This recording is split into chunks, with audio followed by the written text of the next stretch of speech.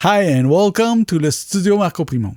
Today we're going to talk about gain staging in the analog domain. So we're going to make some tests with hardwares, talking about input levels, output levels, stuff like that.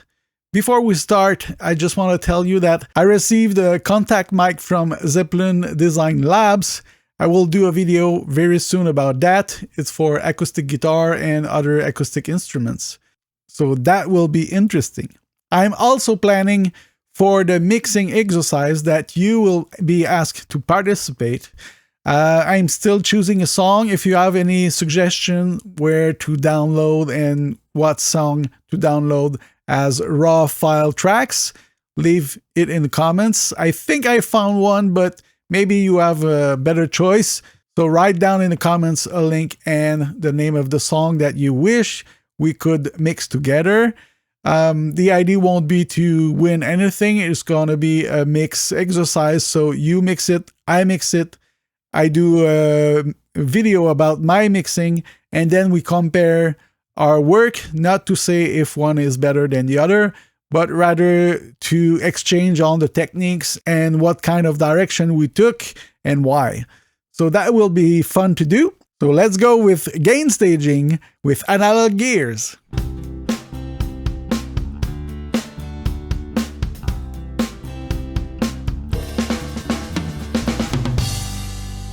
So before we start with the analog tests, there's a very important information you need to know is what kind of level you're dealing with, what kind of signal and how loud it could be, and if it can damage your gear. So we all see those in the manuals and on our interface. The first one is mic level. So if you plug a microphone, and the other one is instrument level, if you plug a guitar or a bass, let's say. After that, there's the line level. That would be some outputs maybe at the back, or a line input if you think about a compressor, something like that. And of course, there's the speaker level. The speaker level would be the output of a guitar cab maybe, or a PA system or something like that.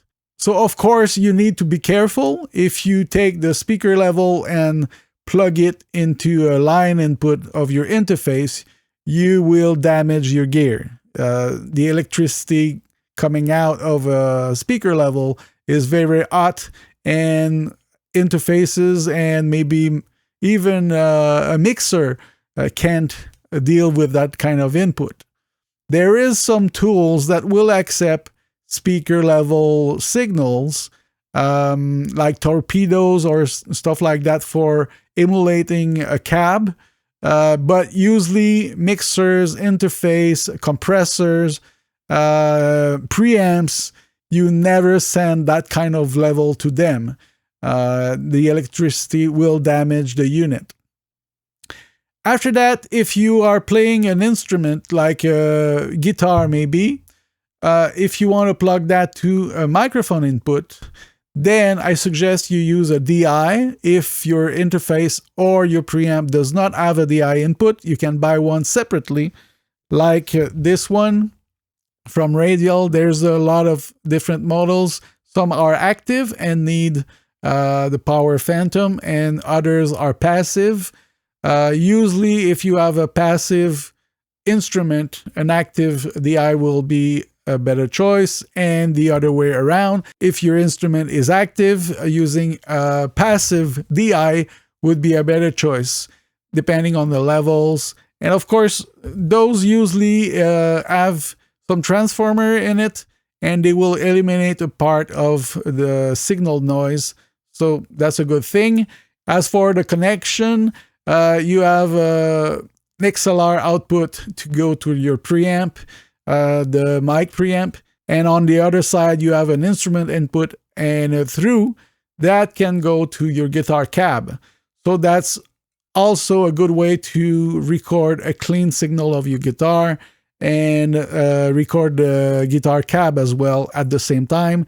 So if you need to do some reamp or use the clean signal to trigger a noise gate or something like that, Very good solution. Then if you already recorded a signal to your computer and you want to reamp it, let's say a guitar track that is clean and you want to send it to a cab with distortion, you will need a reamp box to get the line level output of your interface and make it a lower level that your guitar cab can accept.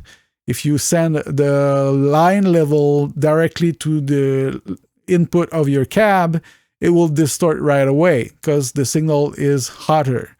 Line level is what we call a recording level. So usually an output that says line level, you can send that to a recorder with no problem. They will match. Usually your recorder will say line in. And of course, your XLR input is usually your microphone input. You have many types of microphone and they won't have the same output from each other.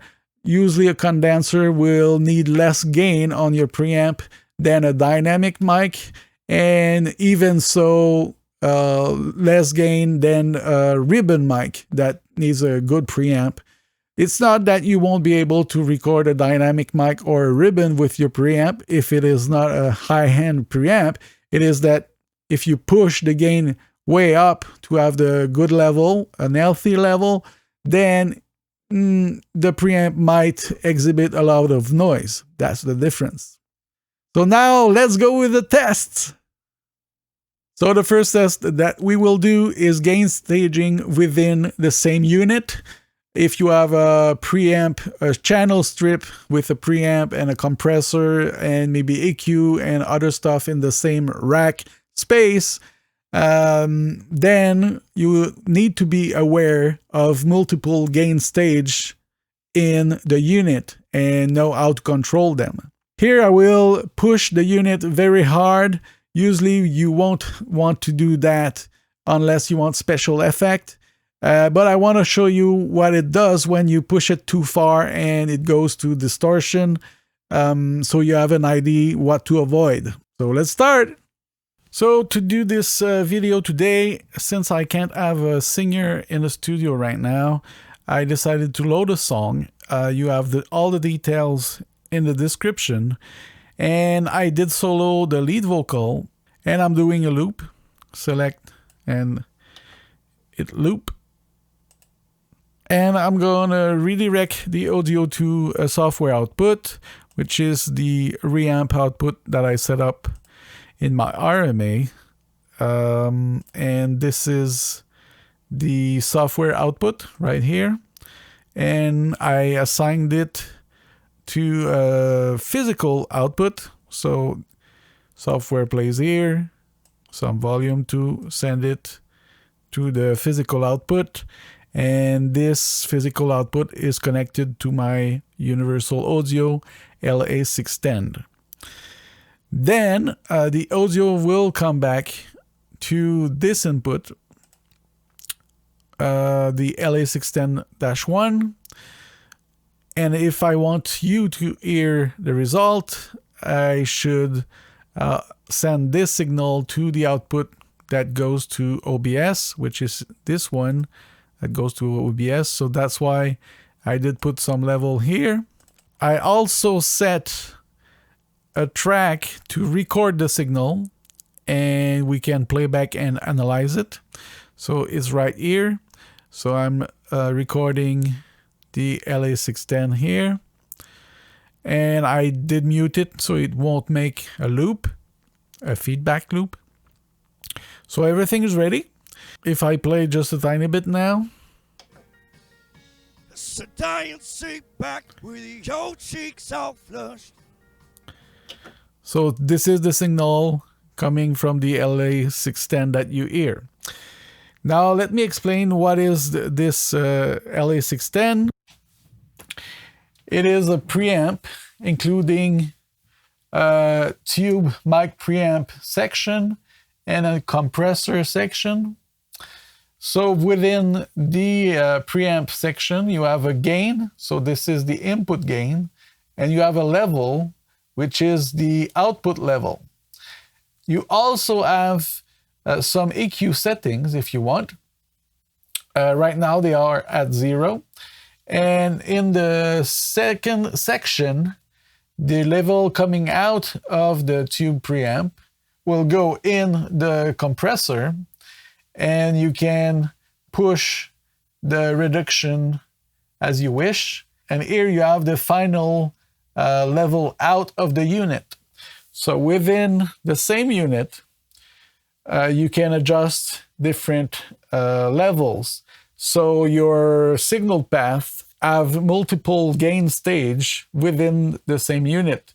First gain stage, second, third, which is an attenuation, and fourth, the final level. So let's try them. And of course, what we need to do is to check the levels to not make the converter saturate. So this is the only place where you don't want the level going past 0 dB. In the analog domain, you can make the unit distort, but when the signal goes to your recorder or your interface, you should not saturate the interface itself. And of course, this signal, since it's a preamp itself, goes into a line-in of my RMAU fix, not in a preamp, because your interface also have some gain staging to do with its own preamp. So let's try it. You see some levels. Sit back with your cheeks all flushed. Sit down, sit back with your cheeks all flushed. Sit down, sit back with your cheeks all flushed. So you see, as soon as I push up the gain, the levels here, I will adjust the output gain as well to make sure that we don't saturate the recording itself. So let's push the level of the preamps way up and make some saturation for the vocal. Sit down, sit back with your cheeks all flushed. Sit down, sit back with your cheeks all flushed. Sit down, sit back with your cheeks all flushed. Sit down, sit back with your cheeks all flushed. Sit down, sit back with your cheeks all flushed. And now, instead of lowering the output level, the final gain of the unit, I'm going to use compression to compensate.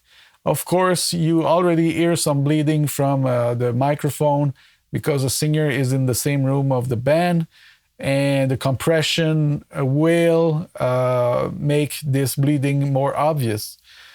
So let's try it. Sit down, sit back with your cheeks all flushed. Sit down, sit back with your cheeks all flushed. Sit down, sit back with your cheeks all flushed.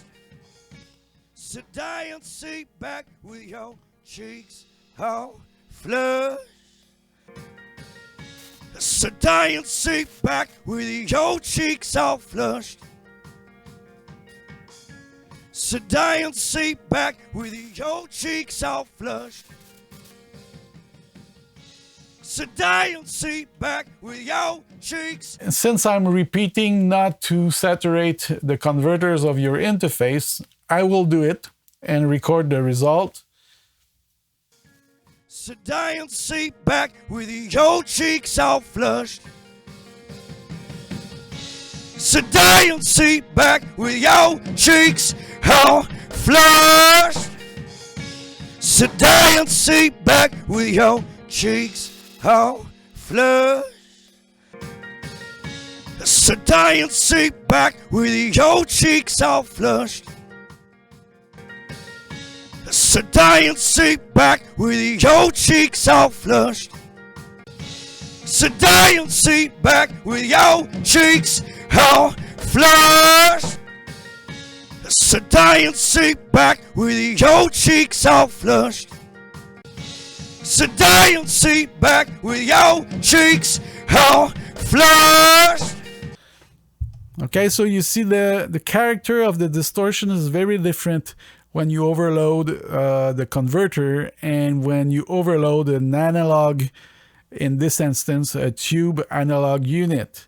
So it's the difference between wanted distortion and unwanted distortion. Our second test will use two units, a preamp and a compressor, separately. So you will see how you can balance the input and output of each to get an healthy recording level. So let's go. All right, this time we're gonna make a loop with the bass. Let's see, right here. And we're gonna send the signal out of the DAW into the ISA preamp, and then into the COM3A from Golden Age project. You need to calibrate both so you have the best signal with less noise as possible. So let's just play as it is and hear how it does.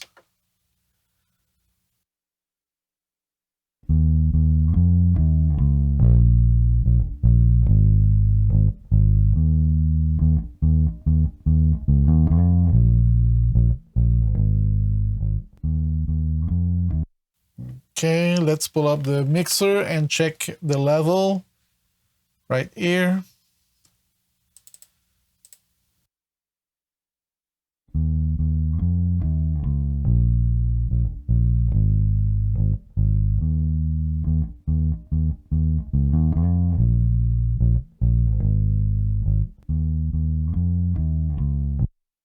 All right, it's a bit hot. Usually when you record a track, the level going in your DAW should be around -18, maybe with peaks around -10, something like that. So we're a bit hot. What we can do now is see what it does if we push the preamp too hot. Some preamp will sound very good when saturating, and some will just break and it won't sound good. So let's see with the ISA.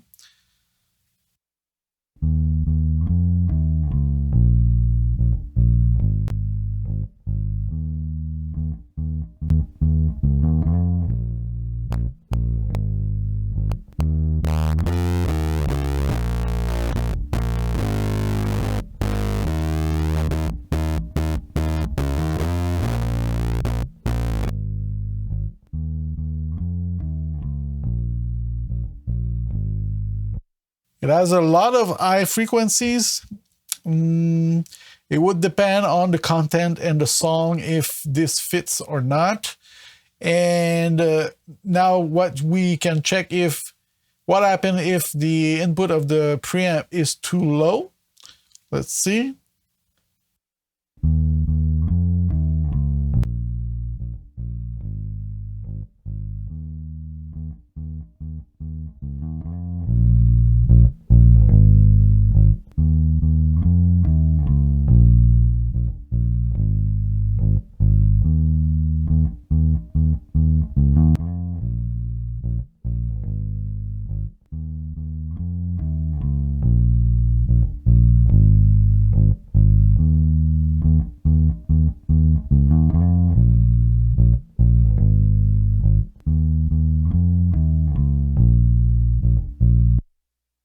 Things that can happen with some preamps is that they will exhibit a lot of noise at low level.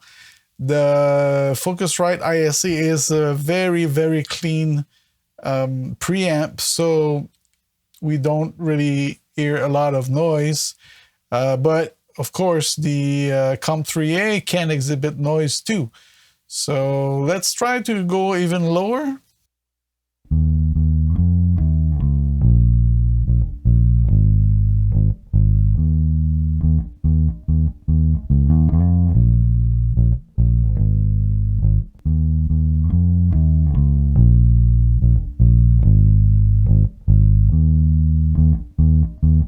again, let's try to saturate the converter of the RMA Fireface UFX and see what it does.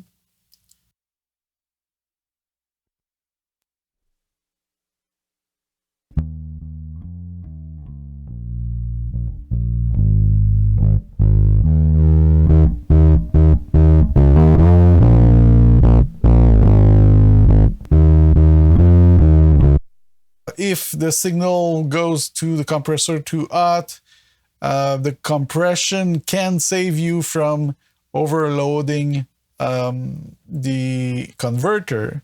For example, if a singer sings very softly and then he starts to shout, having a compressor on the way in is a good thing because it can stop some very loud parts to overload the converter. So let's try that.